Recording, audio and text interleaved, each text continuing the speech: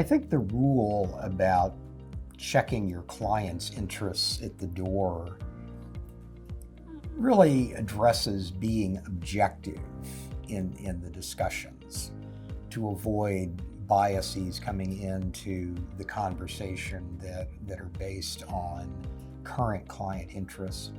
You know, it's sort of a funny issue, because if you've practiced as long as I have, you realize that over time you're on different sides of the same issue. What you may have argued 20 years ago for one client may be different for another client later. And I think that teaches you the value of be objective about this and be striving for a balanced, correct answer to these issues when they arise. And be very cognizant of all the factors that a court may need to consider in addressing a particular issue. That's why the detail of the restatements is so exceedingly important, because it's rare a court is confronting an issue that's got a clear yes-no answer.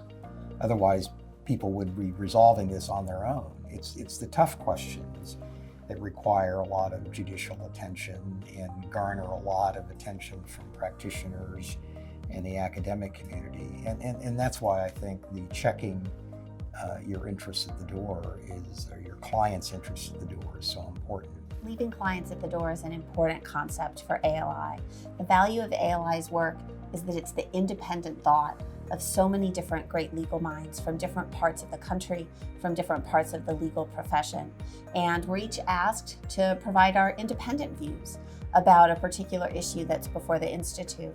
As a practicing lawyer, I always have to make sure that I'm distinguishing between my personal views and the views of my clients. Now, my views and my clients' views are often aligned, and that's a good thing. I may choose a particular client because I agree with its perspective, because I see its point of view. I may also choose a particular client and spend time with that client and learn about its interest and learn about its perspectives.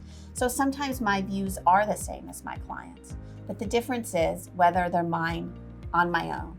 I don't come to ALI as an advocate for anyone else. I wasn't chosen for ALI to advocate on behalf of any other client or any other individual or interest group. When I vote, when I speak, when I make a comment on a project, it really is my own independent thinking.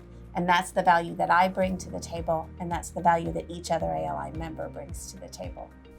When I was lucky enough to be asked to be an associate reporter for this restatement, I presume the client to be the field. The field of federal Indian law is my client here. And obviously I bring to bear on the field my experience, over 25 years of experience in representing tribal nations and their entities, largely in litigation, to the matter.